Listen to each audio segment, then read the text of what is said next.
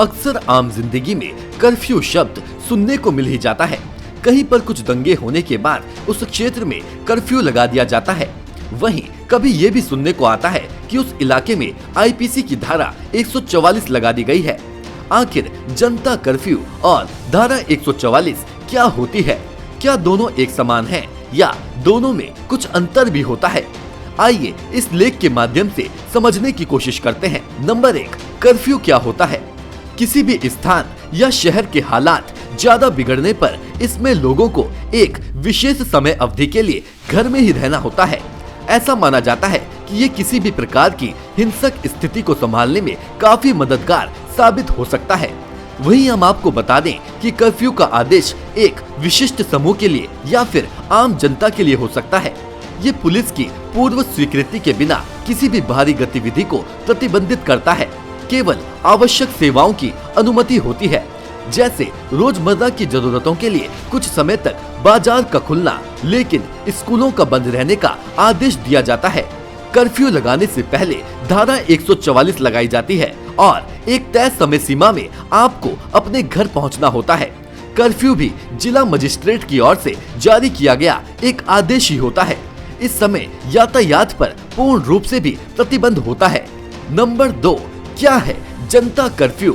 PM Modi ने कहा कि इस रविवार यानी 22 मार्च को सुबह 7 बजे से रात 9 बजे तक कोई व्यक्ति अपने घर से बाहर न निकले। इसका मतलब ये है कि देश के हर एक सदस्य को कर्फ्यू जैसे हालात पैदा करने हैं।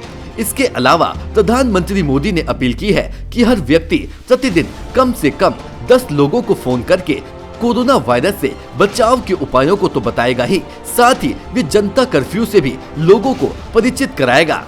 नंबर 3, जनता कर्फ्यू का क्या मकसद है? प्रधानमंत्री ने बताया कि आखिर ये कर्फ्यू क्यों हमारे लिए जरूरी है।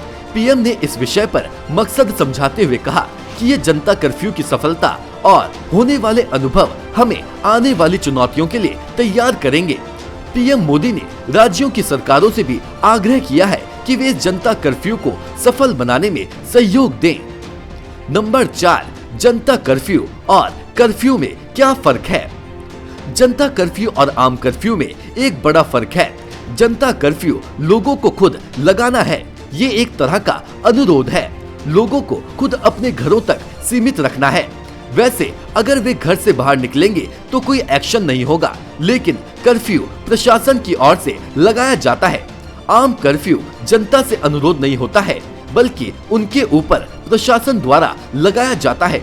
आम कर्फ्यू की स्थिति में नियम तोड़ने वाले इंसान पर कार्रवाई की जा सकती है।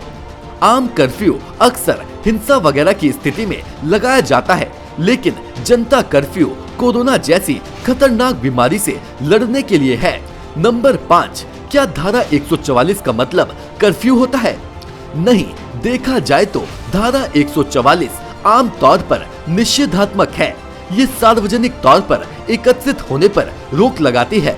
दूसरी ओर कर्फ्यू लोगों को एक विशेष समय के लिए घर के अंदर रहने का आदेश देता है, इसलिए अधिकारी कुछ निश्चित समय के लिए कर्फ्यू लगा सकते हैं।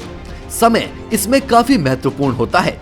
हालांकि यदि आवश्यकता हो तो अधिकारी कर्फ्यू की अवधि को भी बढ़ा सकते हैं। सबसे महत्वपूर्ण बात, यदि आप कर्फ्यू के दौरान बाहर निकलना चाहते हैं तो आपको स्थानीय पुलिस से पूर्व अनुमोदन की आवश्यकता होती है। नंबर 6, जनता कर्फ्यू और सिटी लॉकडाउन में क्या फर्क है? सिटी लॉकडाउन और सामान्य कर्फ्यू में काफी समानता है। दोनों प्रशासन द्वारा लगाया जाता है, लेकिन जनता कर्फ्यू इन दोनों से अलग है। इसमें लोगों को खुद से अपने घरों तक सीमित रखना है। उन पर प्रशासन का कोई दबाव नहीं होगा। हाँ, सिर्फ एक नैतिक दबाव है। Bureau report, nation 1।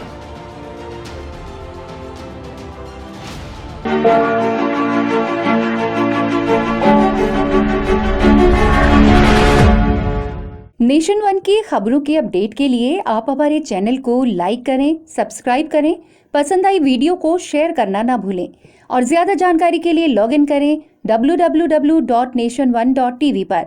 अधिक जानकारी के लिए आप हमें ट्विटर, फेसबुक पर भी फॉलो कर सकते हैं। तो खबरों की ज्यादा जानकारी के लिए बने रहें नेशन 1 के साथ।